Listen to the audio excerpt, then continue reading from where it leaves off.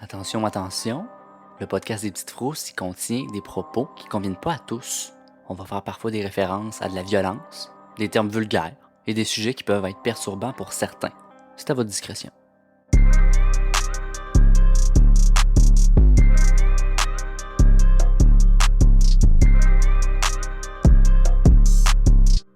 Bonjour, bienvenue aux Petites Frousses. Ici Joanie. Salut tout le monde, c'est Grégory. Aujourd'hui, on est ensemble pour un cas assez intense.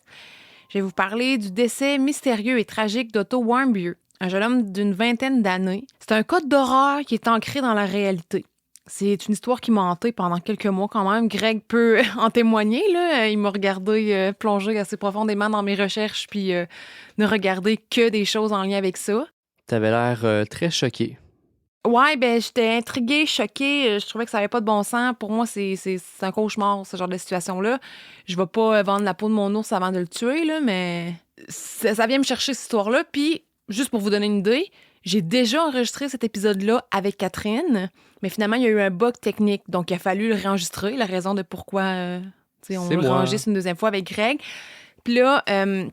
quand j'en ai parlé avec Kat, elle m'a dit « S'il te plaît, refais-le avec Greg parce que moi, ça m'a vraiment troublée. » Elle voulait pas le refaire, puis même, elle m'en a parlé quelques jours après, puis elle m'avait dit « C'est un des pires. » Puis c'est... En tout cas, vous allez juger par vous-même, mais il y a un élément de pas savoir qui est vraiment tannant avec cette histoire-là. Vous allez le constater vous-même. Donc finalement, Greg est prêt avec moi à faire cet épisode-là. Oh, mon Ah non, t'aimes trop ça. Mais tu connais un peu l'histoire, quand même, là... Ben c'est ça, je tiens à dire que je t'ai vu faire tes recherches, mais tu sais, je connais un peu l'histoire parce que j'en avais un petit peu entendu parler, mais tu sais, je connais vraiment rien. J'ai à peine effleuré la surface, fait que j'ai vraiment hâte que tu m'en parles plus, là. Ça a l'air assez intense. Oui, c'est quand même assez intense. Avant d'aller dans le vif du sujet, j'aimerais juste dire un gros merci à nos Patreons. C'est le premier épisode qu'on enregistre depuis qu'on a créé le Patreon, puis merci beaucoup, beaucoup, beaucoup. Vous n'avez pas dit à quel point ça aide, à quel point ça fait une différence pour nous. En tout cas, on est très reconnaissants, en gros, de ça. Pour ceux et celles que c'est pas possible d'être membre Patreon, sachez qu'on vous aime pareil. Puis si vous voulez faire votre part d'une manière non financière, monétaire, vous pouvez le faire en nous laissant des notes 5 étoiles, soit sur Apple Podcasts ou sur Spotify. Ça fait vraiment une différence. Ça sonne bête, là, mais c'est grâce à ça qu'on se fait connaître. Donc, on vous remercie d'avance. Ça passe pas dans le beurre. On est vraiment contents. On voit qu'on a un nouveau abonné ou un petit commentaire sur Patreon, là. En tout cas, moi, ça... C'est ça. On est content. Un gros merci tout le monde. Vraiment, de toute l'équipe des Petites Frousses. Kat n'est pas là pour dire merci, mais elle pensait tout. Fait qu'on va pouvoir rembourser nos micros. Un moment donné. Mais alors, on y va. Mes mises en garde pour cet épisode-ci, c'est suicide et maltraitance envers les enfants. Mes sources, il y en a eu énormément beaucoup, mais je vous nomme les plus marquantes. GQ, New York Times, Washington Post, Business Insider, BBC. La liste complète va être dans la description de l'épisode sur la plateforme d'écoute que vous utilisez. Alors, je vais raconter les faits en ordre chronologique, mais tout d'abord, je vais te parler, Greg, d'Otto Warmbier et de sa famille. Mm-hmm. Otto Warmbier est né le 12 décembre 1994 à Cincinnati, en Ohio. Il avait 21-22 ans au moment des faits. Sa mère se nomme Cindy Warmbier. Tout le monde l'appelle Cindy, fait que je vais faire pareil, je vais me le permettre. C'est bon. Et son père se nomme Fred Warmbier. Ensemble, ils ont eu 3 enfants. Otto était l'aîné, puis il y avait Austin et Greta, les plus jeunes.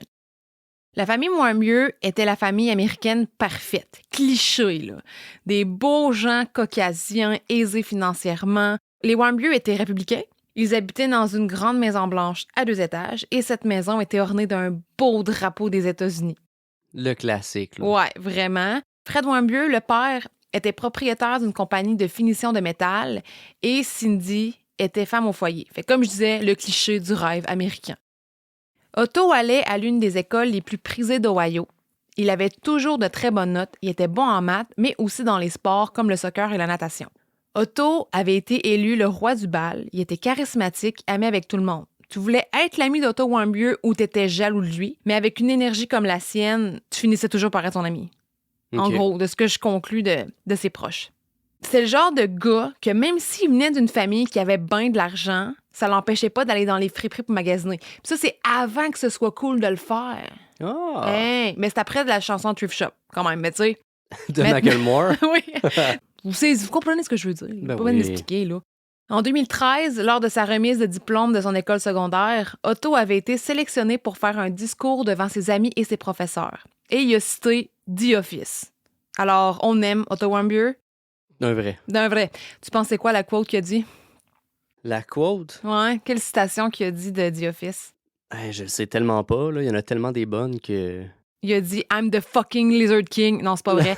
Il a dit ceux qui écoutent The Office vont comprendre. Je m'éterniserai pas là-dessus, mais il a dit la phrase parfaite pour une remise de diplôme d'école secondaire. J'aimerais qu'il y ait un moyen de savoir que vous êtes dans le bon vieux temps avant de ne plus y être.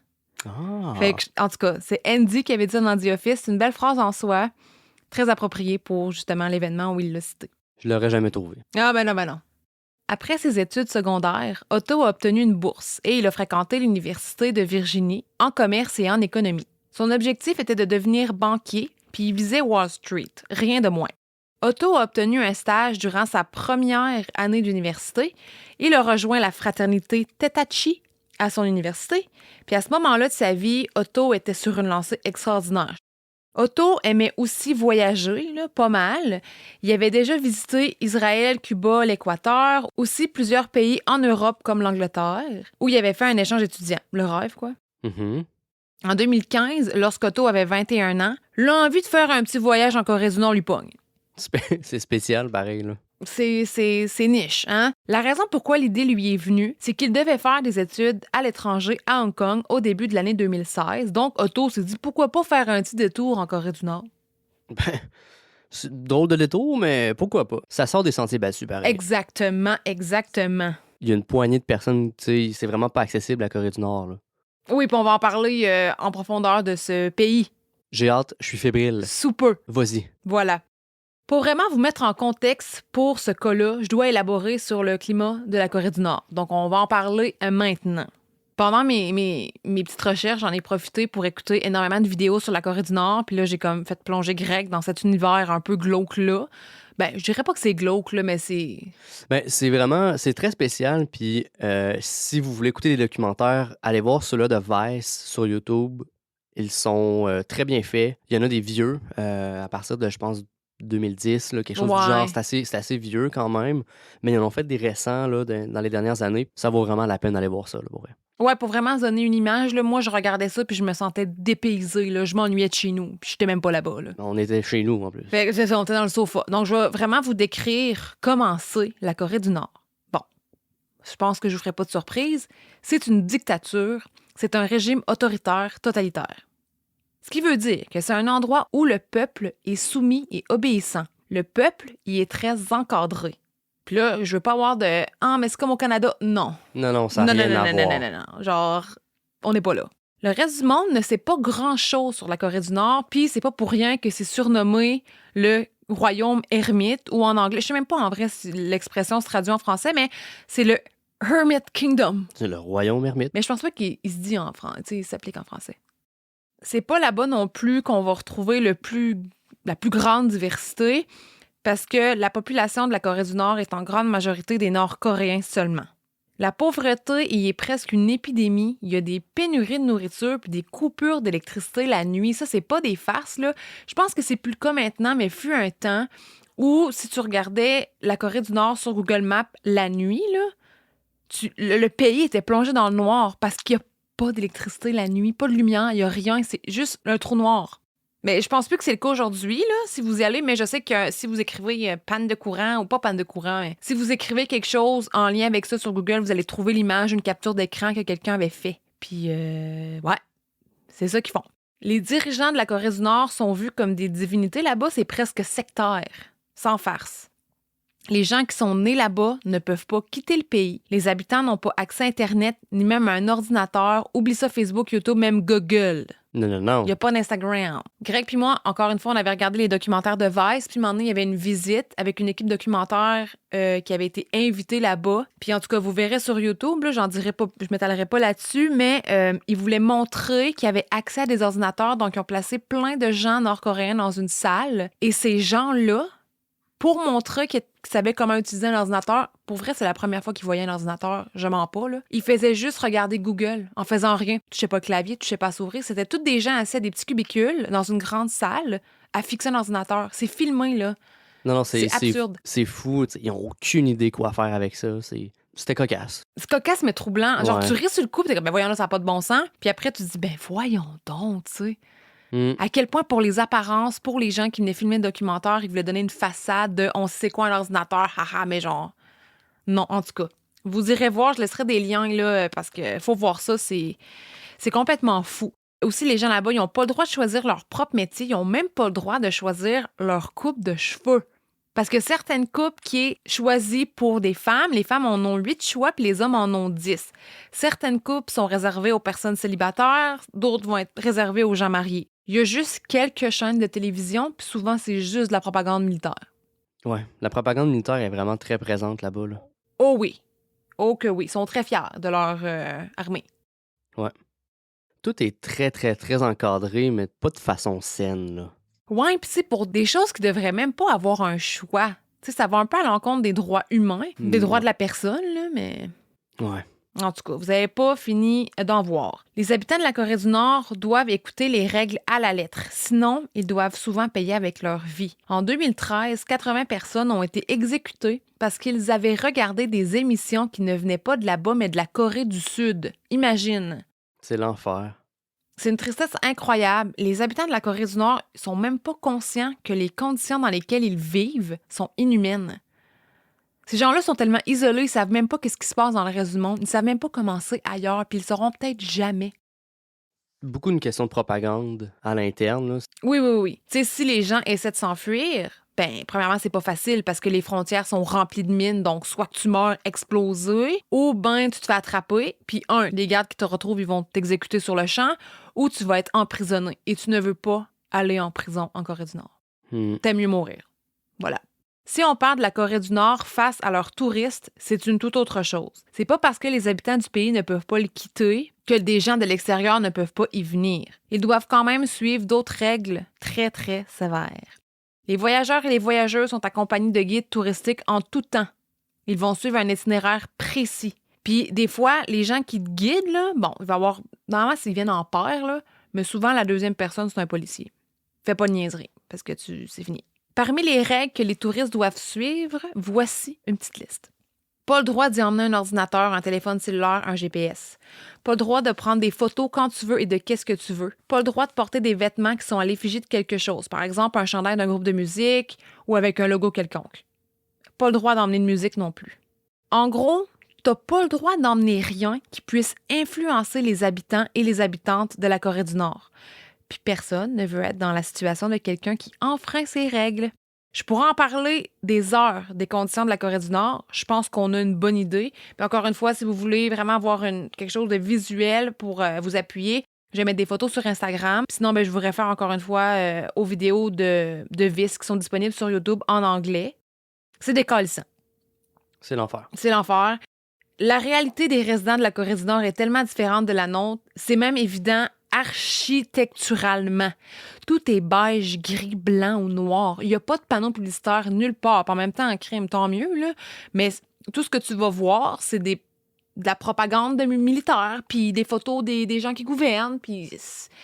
Ils ont fait des autoroutes, ils ont fait des grandes routes, tout ça. Tout est vide.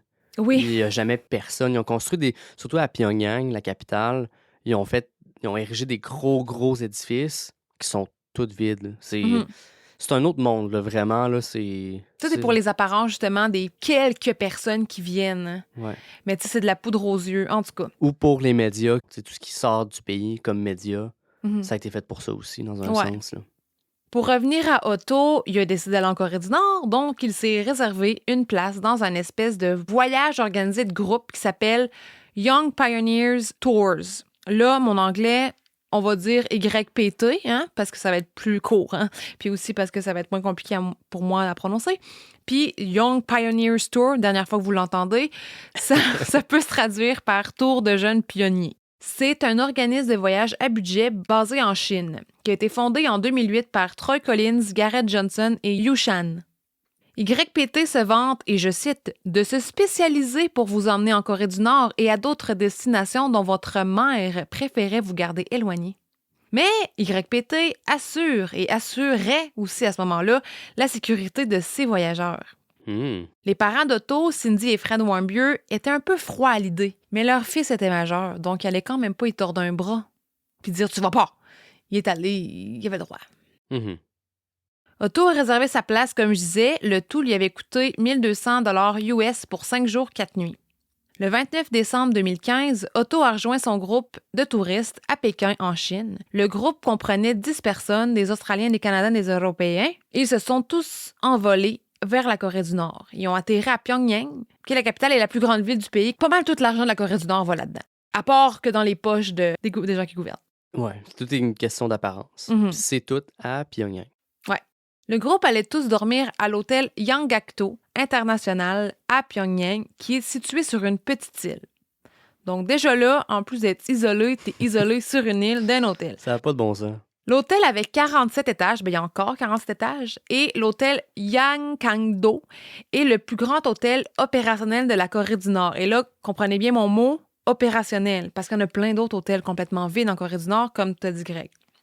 Au dernier étage, on y retrouve un restaurant tournant, comme on peut le voir ici à Québec, au Concorde. Ouh! Écoute, c'est quoi l'international? L'hôtel Yanggakdo a aussi un bar, un casino, une piscine, un sauna, une allée de bowling. Pour vrai, au moins ça, c'est pas gênant. L'hôtel est autosuffisant et il se doit de l'être parce que les voyageurs ne peuvent pas sortir quand ils veulent. Leurs allées et venues est encadrées, encore une fois, par des gens de la Corée du Nord. C'est impossible. C'est possible que le temps soit long en 2 visites ou activités. Donc là, en ayant un sauna ou une allée de bowling, là, ça passe plus vite. Au moins, tu peux te divertir un peu. Oui, c'est pas Las Vegas, mais ça fait un job. Chris, que c'est pas Las Vegas. Chris. Puis le surnom de l'hôtel, il est très adéquat. L'Alcatraz du plaisir, je te mens pas. C'est vraiment ça le surnom. L'Alcatraz du plaisir. C'est génial. C'est bon, hein? J'adore. J'invente rien. Comme je l'ai mentionné tantôt, la Corée du Nord, la dernière fois je le dis, là, tu peux pas te déplacer comme tu veux quand tu visites. Tu peux pas aller manger quand tu veux. Les tours sont organisés par le gouvernement. Lors du voyage d'Otto Warmbier, c'était pas différent. Lui et son groupe ont visité le navire Pueblo, qui est un navire espion de la marine américaine, qui est devenu une attraction après avoir été saisi par des Nord-Coréens en 1968. Les 82 marins retrouvés à bord de ce navire avaient été capturés, battus et affamés pendant 11 mois avant d'être relâchés par la suite. Attends un peu, t'es en train de me dire qu'une des attractions qu'ils font visiter aux touristes, c'est un navire américain d'un autre pays qui ont capturé et qui sont fiers de ça, genre? Oui, parce que la propagande est aussi dans les activités, genre pour vous montrer, genre, il y a des gens de plein de pays là, qui font ces tours-là, là. Autant des Américains que des gens d'autres pays, ça peut être des gens qui détestent les Américains, fait que bam, bam, tu leur enfonces dans la gorge la propagande anti-américaine. OK, fait qu'il n'y a pas juste de la propagande à l'interne, dans un sens, là. Non, ils en profitent pour le montrer aux touristes. Fait qu'imagine un Américain qui va visiter ça, puis qui... En même temps, ça fait partie de l'histoire. Faut quand même être... Ouais. Tu sais, je veux dire, tu vas en Allemagne, ils vont quand même te montrer qu'est-ce qu'ils ont fait pendant la guerre. Oui. J'embarquerai pas là-dedans. S'il te plaît. Fait que, mais tu comprends quand même ce que je veux dire. Ouais. C'est pas une fierté, là, mais c'est l'histoire. Fait que faut pas non plus l'enterrer. Non, mais je pense que de la manière qu'eux, ils l'amènent, c'est une fierté. C'est ça la différence. Une petite là. nuance. C'est ça, là. Voilà. Un autre moment durant leur voyage, le groupe a visité les statues de bronze de 66 pieds ou 22 mètres de hauteur. Les statues représentent le président Kim Il-sung et le général Kim Jong-il. Qui est le père? Je pense que le père et le grand-père. Oui, c'est ça, mais dans le fond, le père, Kim Jong-il, c'est le père de Kim Jong-un. Oui, qui est au trône en ce moment. C'est pas un trône, là, mais en tout cas, quand même, un peu. Le groupe YPT sont allés voir des enfants nord-coréens aussi. Ça, c'est un beau moment. Là. Il y a une vidéo de ça où on peut voir Otto lancer une balle de neige avec des enfants. Ça, c'est un vrai beau souvenir de voyage. Mm-hmm. Puis, la vidéo est disponible si jamais vous voulez l'écouter. Je vais essayer de trouver un moyen de patenter ça sur Instagram. Sinon, je vais le mettre sur Facebook. Le 31 décembre 2015 au 1er janvier 2016, dernière journée de voyage en Corée du Nord. Le groupe de touristes qui incluait Otto ont été fêter le Nouvel An. Ils ont bu, se sont promenés au Kim Il-sung Square. L'ambiance était festive et il y avait des feux d'artifice, il y avait plein de gens. Pour vrai, ça avait l'air le fun, j'avais le goût d'y aller. Donc, bel jour de l'an, jeunes voyageurs festifs, ils ont continué à boire dans leur chambre. C'est là qu'une idée est venue. Essayez d'accéder au 5e étage de l'hôtel Yanggakdo. Laissez-moi vous parler brièvement du 5e étage de cet hôtel. Je t'en prie. Quelque chose qui intrigue les touristes de l'hôtel, c'est que le 5e étage, il n'est pas accessible aux clients. C'est interdit, genre? Interdit. Ben, c'est quelque chose qui peut arriver en général. Là. Ça arrive partout. Ça peut être pour plein de raisons que, bon, il y a des rénovations, il y a un dégât d'eau, n'importe quoi. À l'hôtel Yangakto, la raison qu'ils donnent, c'est que c'est réservé aux employés. Bon. Mais là, un peu réchauffé, le groupe de voyageurs, ils viennent à l'hôtel, décident d'y aller. Là, c'est pas trop clair si Otto est allé seul ou serait allé avec quelqu'un. L'histoire officielle, c'est qu'il est allé seul. D'autres fois, on peut lire que, bon, il était avec d'autres mondes. Alors, Ok. on sait pas. Ce qui est encore plus étrange du 5e étage, c'est que l'ascenseur de l'hôtel n'a même pas le numéro 5. Donc, l'ascenseur ne s'arrête pas au 5e étage. Ça fait 1, 2, 3, 4, 6, 7, ainsi de suite. Mais c'est disponible d'y accéder par les escaliers. C'est comme un peu les étages numéro 13 au Mhm. Canada, aux États-Unis, tu sais, à des places dans le monde. Ouais. OK. Fait que- mais là, c'est le numéro 5. C'est pas parce que le 5 a une valeur là-bas ou une signification... Superstitieuse. Exact. Mais c'est vraiment... Tu peux pas y accéder, c'est même pas dans l'ascenseur. Oh! Otto est parti au 5e étage. Qu'est-ce qu'il y a au 5e étage, misère? Je vais vous le dire. Ces informations nous proviennent du courageux Calvinson, un New-Yorkais d'origine chinoise qui a voyagé en Corée du Nord en 2011. Il s'est aventuré au 5e étage de l'hôtel Yangakto avec ses amis. Calvinson et ses amis ont photographié et filmé ce qu'ils ont vu. Le tout est disponible sur son blog moonsondiaries.com. Je vais mettre un lien dans la barre d'infos. Il est pas peureux, Calvinson? Oh, il est pas peureux, puis tu sais, encore là, jeune en voyage, tu sais. En tout cas, il y en a qui aiment ça, transgresser les règles, hein, fait que Mhm. il y en a plein des gens comme ça. Donc, selon Calvinson, le 5e étage, ben selon les vidéos, là, on le voit aussi, le 5e étage, il a l'air d'un bunker. Le sol est en béton, les plafonds sont plus bas que sur les autres étages, à un point qu'à certains endroits, il faut se pencher pour marcher. OK. Quand Calvinson et ses amis ont visité le 5e étage, la majorité des portes des pièces qui s'y trouvaient étaient verrouillées, fait qu'ils ne pouvaient pas voir qu'est-ce qu'il y avait à part le corridor en ciment. Mais il y en avait une porte qui était ouverte. Calvinson a dit dans une entrevue avec BBC, « Nous avons vu des caméras de sécurité, des écrans de télévision qui semblaient montrer l'intérieur des chambres et ce qui ressemblait à du matériel de surveillance. Je pense maintenant que cet étage servait où les employés de l'hôtel gardaient leur équipement pour surveiller les clients, ce qui indique que possiblement l'hôtel Yangakto surveillait les gens dans l'intimité de leur chambre. C'est grave, là! C'est vraiment pas correct. Là. Non. L'autre chose très choquante du 5e étage était les murs. Ceux-ci étaient couverts d'affiches et de peintures colorées qui comportaient des messages de propagande anti-américaine et anti-japonaise parce que la Corée du Nord, elle s'entend pas non plus avec le Japon. OK. Il y avait aussi des messages pro-nord-coréens comme « Nation puissante »,« Notre général est le meilleur ». Il y avait une affiche qui datait du début des années 80 et qui démontrait des ordinateurs et une soucoupe satellite. C'était écrit en bas de cette image-là, je cite, « Le 21e siècle est l'ère de l'industrie de la communication ». C'est tellement ironique parce que les habitants et les habitantes là-bas n'ont même pas le droit d'avoir un ordinateur. Non, ça a vraiment pas de bon sens. Il y a une affiche qui, à mon avis, est particulièrement dérangeante où on voit une personne d'un certain âge avec les cheveux longs gris jusqu'aux épaules. Cette personne-là a la main gauche qui, elle, est pleine de sang posée sur son cœur. On peut y voir une bombe où c'est écrit USA, donc les États-Unis. Le message de l'affiche est le suivant. Cette bombe est le produit des Américains. Chaque produit des Américains est notre ennemi. Vengez-vous 1000 fois contre les Américains. C'est trash. Un peu hostile. Un peu, oui. Un brin.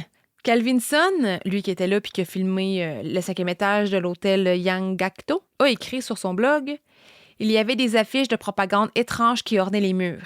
Puisque l'étage était sombre et vide, les affiches semblaient nous crier d'écouter. Wow. » C'est troublant. Voyons, mettons, c'est réservé pour les employés. C'est ça que vous voyez dans les corridors. Tu sais, les affiches que j'aime au travail, c'est genre « Oublie pas de mettre vos crampons sur vos bottes. » Ouais. J'ai pas de propagande.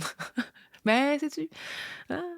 Après quelque temps, un employé de l'hôtel Yangakto a surpris Calvinson et ses amis. L'employé leur a simplement dit de quitter l'étage. Comme on le sait maintenant, on peut pas filmer et prendre des photos de ce qu'on veut en Corée du Nord. Heureusement pour Calvin et ses amis, ils se sont jamais fait demander de remettre leur appareil électronique parce que sinon, là, ça se serait pas bien passé. Il aurait sûrement été pris là-bas. Ouais. Ben, ça peut arriver aussi à l'aéroport. Si tu te trouves avec un Kodak, t'es fini. Là, je vais pas dire Kodak, un appareil photo. Parce que je pense qu'ils peuvent te demander, tu sais, à n'importe quand, de vérifier tes appareils électroniques pour voir quelle image que tu as pris, quelle vidéo que tu as pris. Puis ils peuvent saisir aussi ce que tu as comme appareil, là. Absolument. Fait que, non, je pense que Calvinson a bien été chanceux. Oui. Heureusement pour Calvin et ses amis, ils ont pu quitter le pays sans problème. Otto Warmbier, par exemple, il n'y aurait pas cette chance. Parce qu'Otto, en plus d'être allé au 5e étage où l'accès aux visiteurs est interdit, il aurait fait quelque chose de grave. OK. Il aurait tenté de voler quelque chose, une affiche de propagande. Du moins, c'est ce qu'une vidéo de caméra de surveillance de l'hôtel semble démontrer. On va aller dans le détail de cette vidéo-là un peu plus tard. Mais sachez que ce qu'on sait, entre guillemets, de ce qui s'est passé au 5e étage avec Otto Warmbier, on le sait pas de lui. Ben, on sait pas le fond de la chose qui s'est passée au 5e étage. Il l'a jamais raconté à personne, il l'a jamais raconté à un de ses amis. Ça, c'est un détail qu'il faut vraiment garder en tête, là. Il n'a jamais dit à aucun de ses proches. Il n'a jamais eu l'opportunité de s'exprimer réellement sur ce qu'il a fait. OK. Puis il y a même en tout cas, il y a même un doute qui serait allé, en fait. On va en parler plus tard. Sur l'affiche que Otto Warmbier aurait essayé de voler, il y avait la phrase suivante écrite en coréen. « Armons-nous fortement du patriotisme de Kim Jong-il. » Et là, je sais ce qu'on se dit, là. Bon, c'est grave de voler une affiche. Franchement, on s'en fout. On s'en fiche d'une affiche. OK. Puis je me dis la même chose, je le pense encore en ce moment. Mais en Corée du Nord, c'est une offense sévère. Ben, c'est comme une offense à l'autorité. Ouais. Toujours dans la nuit du 31 au 1er janvier 2016, le coloc de chambre d'Otto Warmbier, Danny Gratton, est retourné de sa veillée, puis il est allé à la chambre à 4h30 du matin. Quand il est arrivé dans la chambre, Danny Gratton, Otto dormait dans son lit. OK. Le lendemain, le 2 janvier 2016, le groupe de YPT s'est rendu à l'aéroport, s'apprêtait à quitter la Corée du Nord.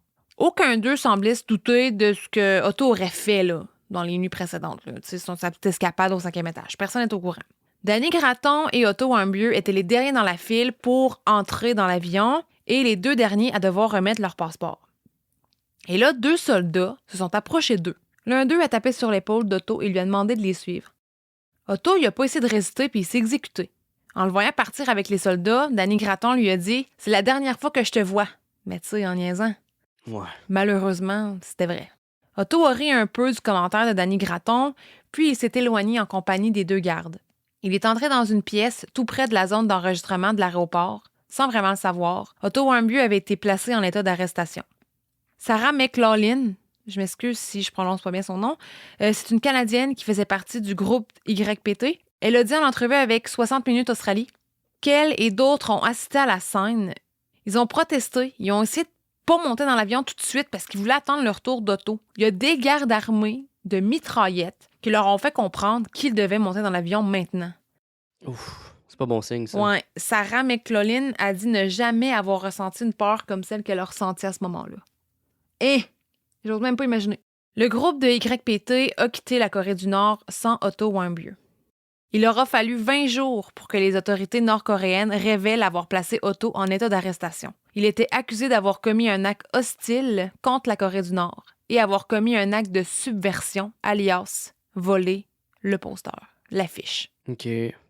Plusieurs voyageurs américains et d'ailleurs ont été accusés de ce type d'offense dans le passé par le gouvernement nord-coréen. Donc là, la famille Warmbier a été avisée de la situation et ils ont été mis en contact avec le département d'État américain, le ministère nord-coréen des Affaires étrangères, l'ambassade de Suède qui, elle, assure un service consulaire aux Américains parce qu'il n'y a pas d'ambassade américaine en Corée du Nord. Non. Donc, ils font un gros détour par l'ambassade de la Suède. OK. Étrangement, quelques jours après l'arrestation d'Otto Warmbier, la Corée du Nord a débuté des tests de bombes nucléaires, les premiers en 3 ans. Leur gouvernement comprend la valeur des étrangers qu'ils capturent, puis ils deviennent une monnaie d'échange. C'est plate, mais c'est ça.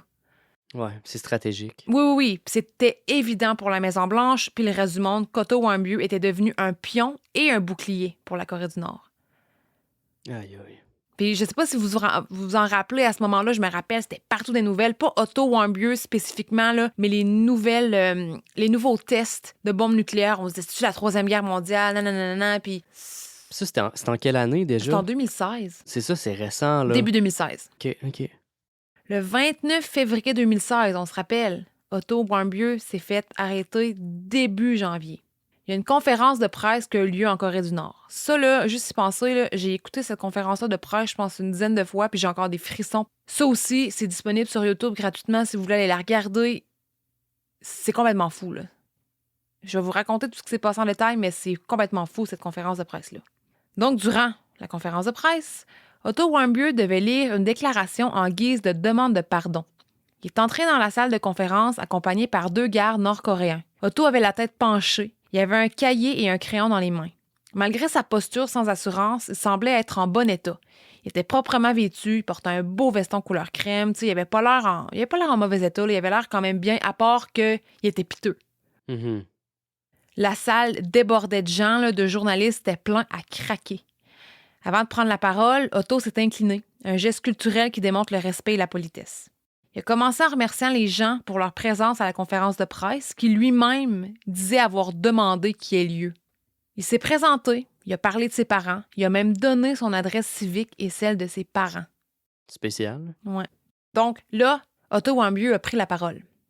Je voudrais remercier le gouvernement coréen de m'avoir donné cette opportunité de m'excuser pour mon crime, de demander pardon et de demander l'aide nécessaire pour sauver ma vie. Tôt le matin, du 1er janvier 2016, j'ai commis mon crime en retirant l'importante affiche politique dans la zone réservée au personnel de l'hôtel Yanggakdo International. Après avoir planifié en détail mon plan à accomplir, je suis arrivé à Pyongyang le 29 décembre 2015 par Pékin, visant à nuire à l'éthique de travail et la motivation du peuple coréen. Après avoir commis mon crime contre le peuple et le gouvernement de la Corée du Nord, j'ai été arrêté le 2 janvier 2016 à l'aéroport international de Pyongyang. L'idée qu'on se fait en assimilant tout ça, c'est qu'on dirait une grosse confession, dans le fond, authentique ou pas, de la part d'Otto Warmbier. Je sais pas qu'est-ce que t'en penses, toi, de ça. Ben, c'est sûr que c'est pas lui qui a écrit ça, là, tu sais. Ouais. Moi, je pense pas qu'il ait planifié d'avance qu'il allait faire une attaque contre le peuple, tu sais. Ah! Ça n'a aucun rapport, là. En tout cas, je te laisse continuer. Le moment où la conférence de presse a pris une tournure encore plus bizarre, c'est quand Otto s'est mis à parler de l'implication de plusieurs organisations dans son geste. Il a raconté être venu en Corée du Nord spécifiquement pour voler l'affiche et que cette tâche lui avait été confiée par l'Église méthodiste unie avec l'encouragement de la société Z et avec l'aide du gouvernement des États-Unis. What? Et Otto a ajouté, et je cite, « L'administration des États-Unis sont déjà au courant de la situation grâce à la CIA qui est étroitement impliquée dans la société Z. » The United States administration already knows about my act through the CIA, which is closely linked to the Z Society. Qu'est-ce que c'est ça? Déjà là, moi je t'ai époustouflée, là. Fait que je vais vous parler un peu des sociétés qu'il a mentionnées, OK? Donc, la société Z, c'est que c'est ça. Ce serait une société secrète de l'Université de Virginie. Otto a raconté que les gens qui font partie de la société Z, durant leurs études, obtiennent des emplois très bien rémunérés, en politique et en religion, par exemple. Otto y a révélé que l'ancien président des États-Unis, Woodrow Wilson, et un ancien président de la CIA étaient 2 anciens membres de la société Z. OK. Puis là, Otto, il voulait entrer dans la société Z, mais pour ce faire, il devait avoir des bonnes notes, du leadership. Ça, c'est des choses qu'il avait déjà.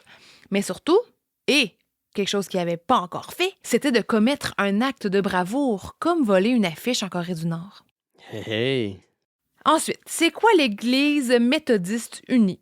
C'est une église protestante située en Cincinnati. Puis juste pour vous dire, là, Otto Warmbier et toute sa famille étaient juifs.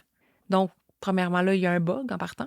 Ça fit pas, là. Otto a continuellement répété que l'Église avait 42 millions de dollars en sa possession.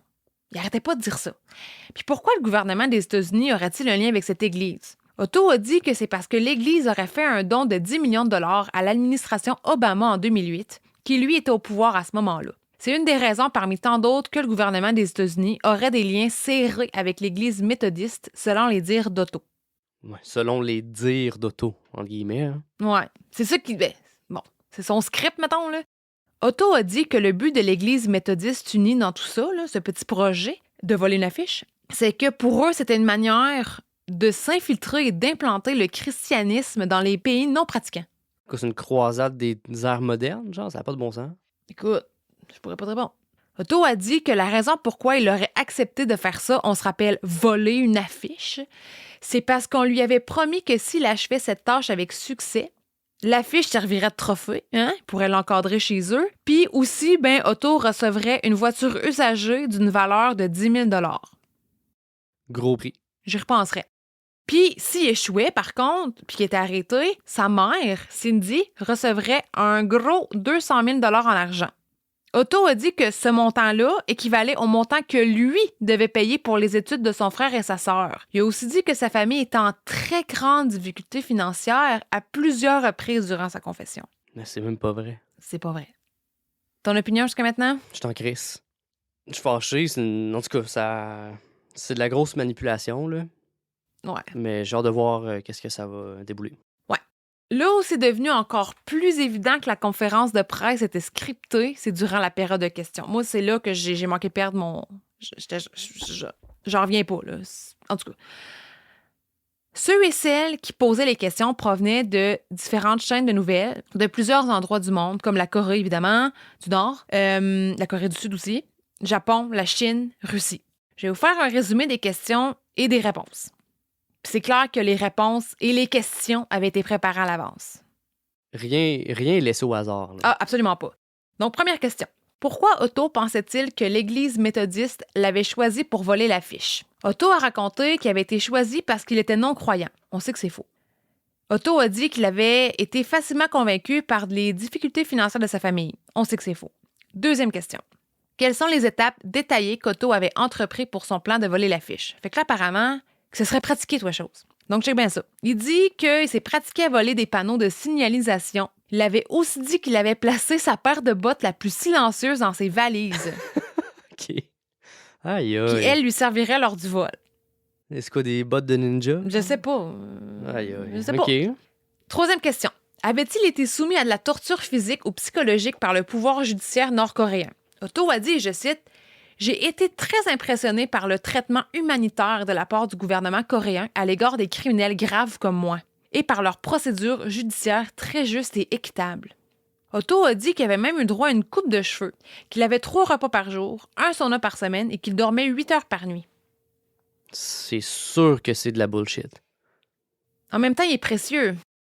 Après la période de questions, Otto a dit, je cite, « Je comprends la gravité de mon crime et j'ignore quel type de sanctions je risque d'encourir. Je supplie le peuple coréen et le gouvernement de me pardonner. Je prie le ciel pour que je puisse être envoyé chez moi, dans ma famille. » Otto a continué sa demande de pardon, mais cette fois-ci de manière un peu moins stoïque, parce que jusqu'à maintenant, il était complètement sérieux, là. Il était droit, il était neutre, il s'en portait pas, mais là, c'est là qu'on dirait que ça a flanché. Puis tout ça devant une salle remplie de gens insensibles à sa situation. Puis ça aussi, c'était vraiment troublant à voir, hein. À quel point les gens, là, c'était comme s'ils regardaient un film. Ils s'en foutaient, là. Ça leur passait 20 pieds au-dessus de la tête. C'est triste. Vraiment. Puis chaque moment de silence était comblé par les clics de caméra.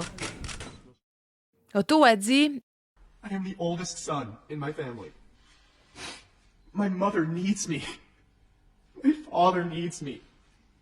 My younger brother and my younger sister need me. je suis le fils aîné de ma famille. Ma mère a besoin de moi. Mon père a besoin de moi. Mon petit frère et ma petite sœur ont besoin de moi. I have made the single worst decision of my life. But I am only human. J'ai fait la pire erreur de ma vie, mais je suis humain. En disant cette phrase, le visage d'Otto s'est contorsionné, puis il pleurait. Il a dit After this press conference, my family will come to know about my current situation. après cette conférence de presse, ma famille prendra connaissance de ma situation actuelle. I am very worried that they may be harmed. And, like I was manipulated by the United States administration. I am worried that they may be threatened or harmed by those from the government. J'ai peur qu'on s'en prenne à eux ou qu'ils soient manipulés par le gouvernement des États-Unis, comme moi. Je crains qu'ils ne soient menacés ou blessés par le gouvernement. Américain. Américain. OK, ben oui. Otto s'est levé de sa chaise. Il a placé son visage entre ses mains, puis c'est difficile à dire s'il essaie de retenir ses émotions ou de les forcer. Ça aussi, bizarre. Otto a terminé la conférence de presse en disant I never should have allowed myself to be allured by the United States administration to commit a crime in this country. Je n'aurais jamais dû me laisser avoir par les États-Unis, commettre un crime dans ce pays. I wish that the United States administration never manipulate people like myself in the future to commit crimes against foreign countries. Je souhaite que les États-Unis ne manipulent plus jamais les gens pour qu'ils commettent un crime contre un pays étranger. Donc, il continue en disant I entirely beg you, people and government of the DPR Korea, for your forgiveness. « Je vous demande pardon, gens du gouvernement de la Corée du Nord, je vous en supplie. J'ai commis la pire erreur de ma vie. S'il vous plaît, faites quelque chose pour me sauver. S'il vous plaît, pensez à ma famille. » La conférence de presse s'est terminée après 30 minutes. Les parents d'Otto Warmbier ont pu la regarder. Ça devait être un sentiment terrible pour des parents de voir leur enfant coincé dans un pays où il n'y a aucun droit puis d'être complètement impuissant. Les organisateurs de YPT ont refusé de commenter la conférence de presse. Ils se sont complètement distancés de ça. L'Église méthodiste et la Société Z ont nié toute implication avec le vol de l'affiche. Ben oui. Ça m'étonnerait, sincèrement. En tout cas, dans tous les cas, ils le diraient pas. Non, La c'est- CIA, tu sais bien qu'elle est restée silencieuse. C'est. Le 16 mars 2016, 2 semaines après la conférence de presse, le procès d'Otto Warmbier a eu lieu. Son procès a duré 1 heure. Il a duré juste 1 heure. Les procès en Corée du Nord, là, c'est pas comme ailleurs dans le monde. Les accusés n'ont même pas le droit à un avocat. Ah, C'est OK. pas compliqué. On peut s'imaginer que Otto Warmbier n'avait pas grand-chance en sa faveur.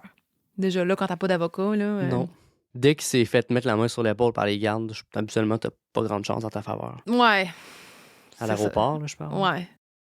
Otto est entré dans le tribunal toujours accompagné de 2 gardes nord-coréens. Il portait le même habit, le veston couleur crème qu'il portait lors de la conférence de presse 2 semaines plus tôt. Durant le procès, une vidéo de très mauvaise qualité a été présentée à la salle d'audience. En haut à gauche du vidéo, on pouvait voir la date et l'heure suivante. 2016-01-01 0157 AM, le 1er janvier 2016 à 1h57 du matin. C'était la vidéo captée par la caméra de surveillance au moment du vol de l'affiche. Dans la vidéo, on peut voir un homme décrocher une affiche d'un mur. C'est impossible de dire avec certitude que c'est Otto dans la vidéo. On peut seulement distinguer que c'est un homme, puis encore. Sérieusement. Genre, On peut juste voir que c'est un homo sapiens. Là. oh oui, OK. c'est tout. La vidéo et la confession orchestrée d'Otto Warmbier auront été suffisants pour qu'il soit reconnu coupable de subversion et d'actes hostiles. Il a reçu la peine de 15 ans de travaux forcés dans une prison de la Corée du Nord. Ça, c'est pas intéressant. Ça, c'est le pire scénario. Après la lecture de sa sentence, Otto s'est fait menotter et traîner hors de la salle d'audience par les 2 gardes. Là, il était complètement... Écoute, ils l'ont pas tiré à bout de bras, là, mais il y avait de la misère à avancer un pied en avant de l'autre, là. Ouais. Je pense que là, il a réalisé qu'est-ce qui se passait. Je pense que c'est là que ça l'a fessé. Il avait peut-être tout le temps eu l'impression que ça se réglerait, que peut-être que les Américains, le gouvernement serait derrière lui et tout, là, mais... Mais oui, puis, tu sais, on croit jamais que ça peut aller aussi loin, là, tu sais. Il a été pogné là, mais bon, si ça se peut que ce soit vrai, là, qu'il était dans des bonnes conditions, parce qu'à ce moment-là, il était pas encore un prisonnier. Tu sais, il était quelqu'un en état d'arrestation, mais là, c'est un prisonnier nord-coréen, donc on peut juste s'imaginer qu'est-ce qui a pu se passer à partir de là, puis je pense que là, il était au courant, puis c'est là qu'il a fait comme « Oh fuck, là, ça Ouais. va pas ». Les jambes molles. Les jambes bien molles. Malgré cette nouvelle, la famille d'Otto Warmbier et les gens qui les aidaient demeuraient optimistes. Selon ABC News, au moins une 12aine de touristes avaient été arrêtés et détenus en Corée du Nord de 2009 à 2016, puis tous ces gens-là avaient été relâchés rapidement, fait qu'il y avait espoir. Mais ça prendra plus d'1 an avant que Fred et Cindy Warmbier, les parents d'Otto, puissent revoir leur fils. C'est long, là. C'est très long et ce ne sera pas dans les conditions qu'ils espéraient. OK. Ouais. Là, on va parler un peu des prisons de la Corée du Nord. Juste ça, là, ça pourrait être un épisode en soi. Je vais peut-être faire un épisode Patreon là-dessus à la fin de la saison. Dites-moi si vous êtes intéressés. Pour les gens qui sont dans la catégorie froussard. Alors, les informations disponibles sur les prisons de la Corée du Nord nous proviennent majoritairement de des gens qui s'en sont évadés. Ces gens-là sont surnommés défecteurs, ceux qui sauvent. OK. C'est estimé qu'il y aurait environ 150 000 personnes dans ces prisons. Les conditions sont affreuses, puis là, c'est quasiment un compliment, là, de dire qu'elles sont affreuses. On y retrouve des adultes, des hommes comme des femmes. Il y a aussi des enfants. C'est arrivé même que des bébés y naissent. Le taux de décès par année sont très hauts dans les prisons nord-coréennes. 40% des décès sont dus à la malnutrition. Les prisonniers doivent souvent essayer de se nourrir avec soit un rat, un serpent, une grenouille ou des vers qu'ils essaient d'attraper. OK. Si un détenu se fait surprendre à manger un rat, par exemple, il peut se faire exécuter juste pour ça, pour avoir essayé de se nourrir, entre guillemets, convenablement. Ça arrive que parfois, il y a du cannibalisme entre les prisonniers. Selon un rapport de l'ONU qui a été publié en janvier 2021, voici les abus communs qu'on peut observer dans les prisons nord-coréennes. Travaux forcés, famine, violence physique sévère, torture, maintien de positions douloureuses. Exemple, mets-toi accroupi, reste de même pendant 4 heures. Si tu bouges, je te tire. OK. À un moment donné, là, t'as mal au mollet en sacrament. Fait que c'est de la violence physique, c'est de la violence psychologique, c'est... Tout le kit, refus de soins médicaux, refus d'hygiène, violence psychologique, il n'y a rien qui va. Là. Quand tu parles de famine, déjà à la base, le peuple nord-coréen vit déjà la famine. Fait que j'imagine pas en prison où t'es comme considéré comme un moins que rien. Ça doit être terrible. Oh ouais. Terrible. Oh oui, c'est l'enfer sur la terre, je te dis. Le gouvernement de la Corée du Nord refuse l'accès aux organisations de défense pour les droits de l'homme. Puis normalement, un détenu, là, peu importe ce qu'il a fait, il a des droits. Le Kuroko Magnota, s'il y a des maux de tête, il a le droit d'avoir des Tylenol. Tu sais, mais en Corée du Nord, tu t'es fait couper le doigt pendant une séance de torture, c'est bien dommage, mais t'auras pas de pommade. Tu vas t'organiser, puis demain matin, sois là pour tes 20 heures de travaux forcés. Normalement, les horaires, c'est de 5h30 du matin jusqu'à minuit le soir, 6 jours par semaine. Encore là, il y a un congé, ils sont chanceux, tu sais. Ils sont chanceux, mais tu sais, on se comprend. Dans les prisons nord-coréennes, il n'y a pas de cellule avec un lit. Non, ça va être un plancher fret, humide en béton. En hiver, les températures peuvent atteindre les moins 10 degrés. Puis ils n'ont pas de petite couverture. Bien souvent, les prisonniers, ils n'ont même pas de linge. Ils sont tout nus ben 3/4 du temps. Les cellules sont parfois tellement petites dans ces prisons-là qu'un détenu peut même pas se mettre debout dedans, il peut même pas s'allonger pour se coucher. C'est de la torture en permanence, dans le fond. Sur tous les aspects possibles de la vie, t'es restreint. Hmm. Il y a même des mariages arrangés dans les prisons nord-coréennes d'où proviennent les bébés. Il y a un homme nommé Shin In-gwin qui s'est évadé d'un camp de prison nord-coréen quand il avait 23 ans. Juste pour vous parler de ce que Shin In-gwin a vécu là-bas, premièrement, il est né là-bas. Pendant ses 23 années de vie, il y avait 4 mariages d'annoncés par jour. C'est énorme. Son premier souvenir, c'est à l'âge de 4 ans, puis c'est d'une petite fille qui se faisait battre. Shin In-gwin, il a vu son frère et sa mère se faire exécuter devant lui parce qu'il avait essayé de s'échapper de la prison. Shin In-gwin, il a été torturé à tous les jours pendant 7 mois parce que son frère et sa mère avaient essayé de s'enfuir. Tu sais, pendant le temps qu'ils les cherchaient, dans le fond, ils l'ont battu, ils ont tout fait en disant « Sont où tes parents? » Tu vas me dire « Sont où? » Pas tes parents, mais ta mère et ton frère sont rendus où, puis ils l'ont brûlé, ils ont percé sa peau, ils l'ont battu. Si vous voulez une histoire, comme j'ai tantôt un épisode Patreon sur les prisons de Corée du Nord, les conditions puis l'histoire complète de Shin In-gwin, faites-moi signe parce que ça vaut la peine d'être parlé. Là. Faites-nous-le savoir. Ouais. Donc, là, on va respirer un peu. Selon un article du Washington Post qui date de 2017, Thomas, je vais sûrement mal dire son nom, je m'excuse, Thomas Buergenthal, juge et survivant d'Auschwitz, a dit que Kim Jong-un devrait être accusé pour 10 des 11 crimes contre l'humanité, qui, eux, ont été définis en 1945 par le tribunal Nuremberg. Les crimes contre l'humanité de Kim Jong-un incluraient le meurtre, l'esclavage, la torture. C'est insensé, c'est complètement insensé.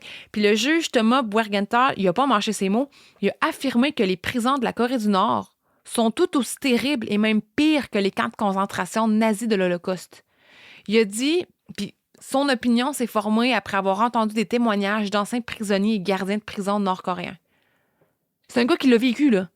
L'enfer, là. Tu sais, t'imagines-tu, t'es un survivant de l'Holocauste, puis tu revois des décennies plus tard la même hostie de marde d'ailleurs. Tu dois avoir aucune foi en l'humanité.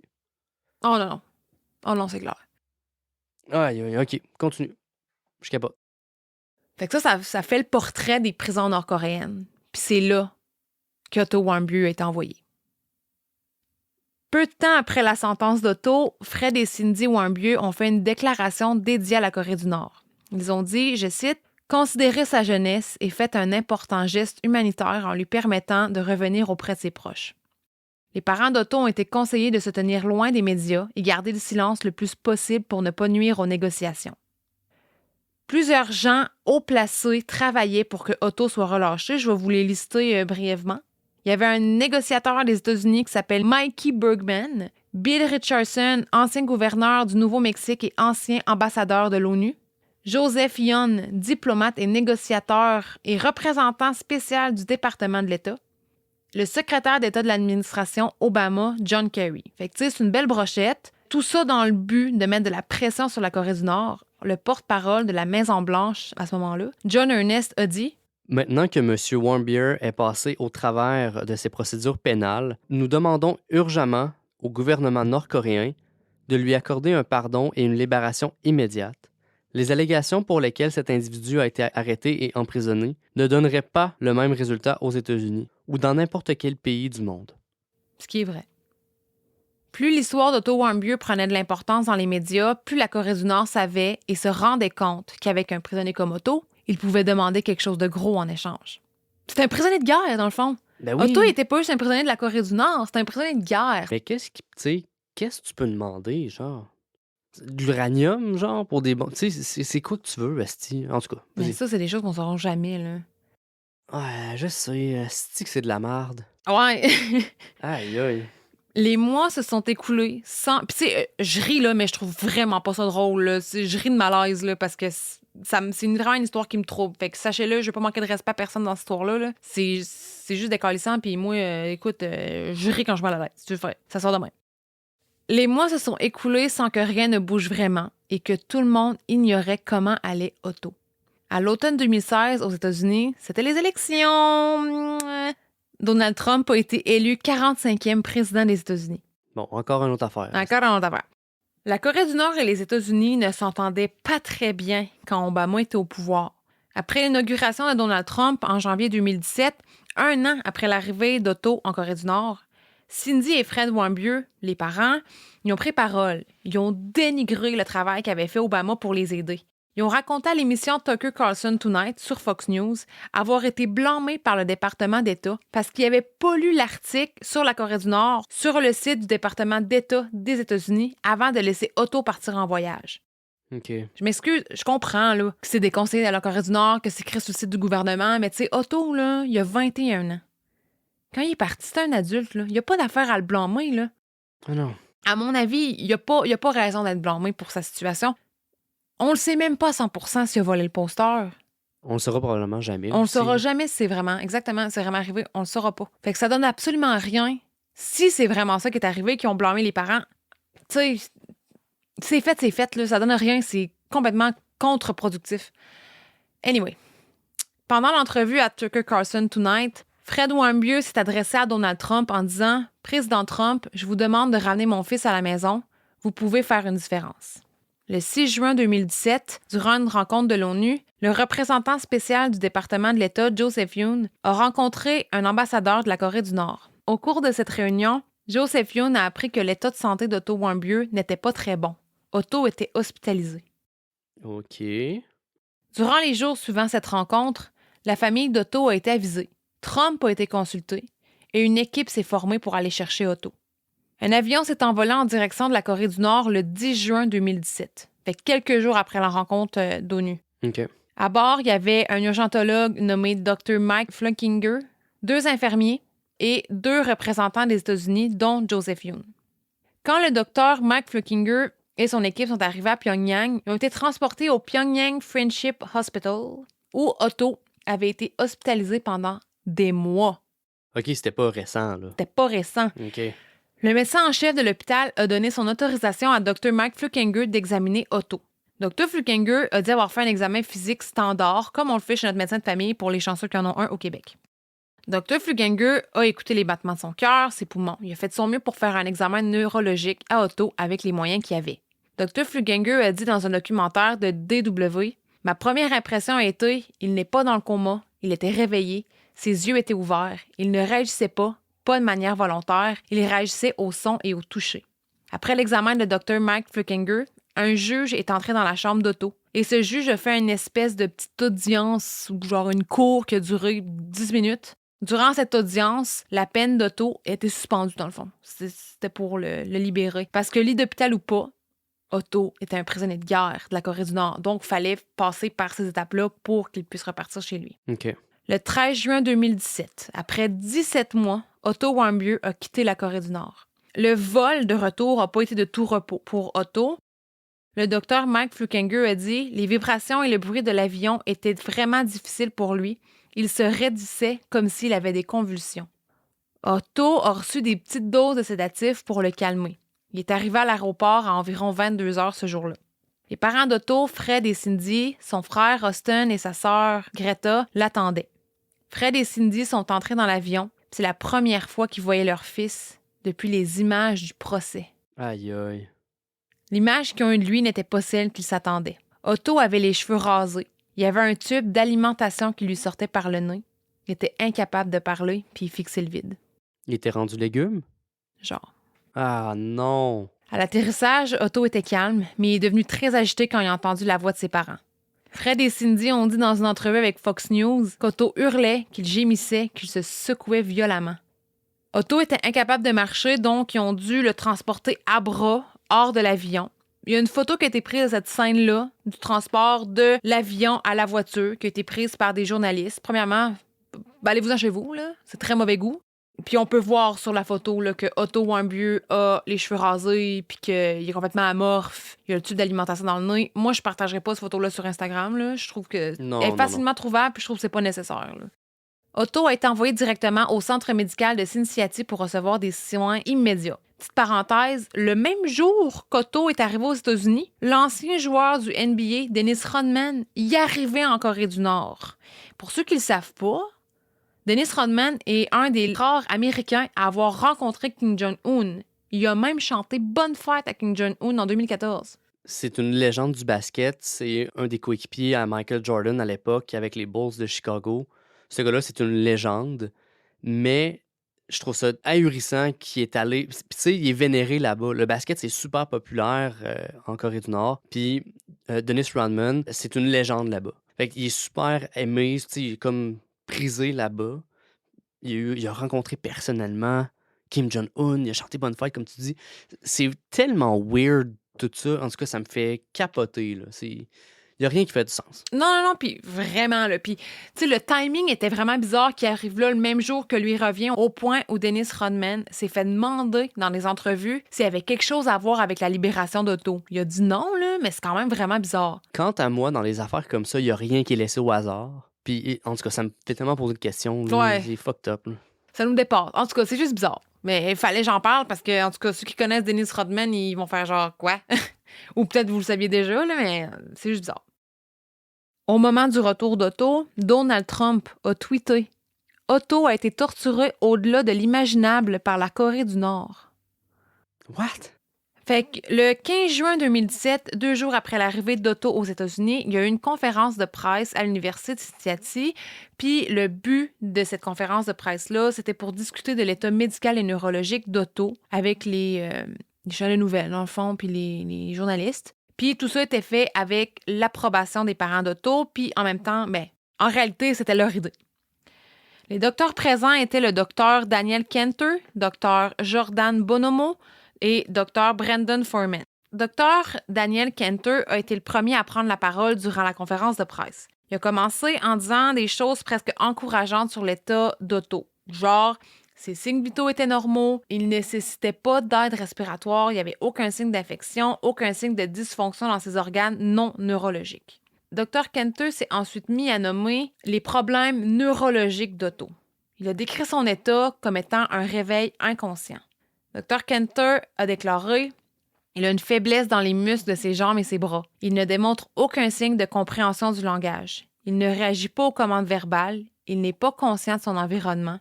Il n'a pas parlé, n'a pas fait de mouvements délibérés ou eu de comportement intentionnel. En gros, Otto Warmbier était rendu dans un état végétatif. » Des tests d'imagerie par résonance magnétique, un IRM, du cerveau d'Otto Warmbier ont été faits. Les résultats démontraient qu'il y avait une perte intense de tissus cérébraux dans toutes les régions de son cerveau.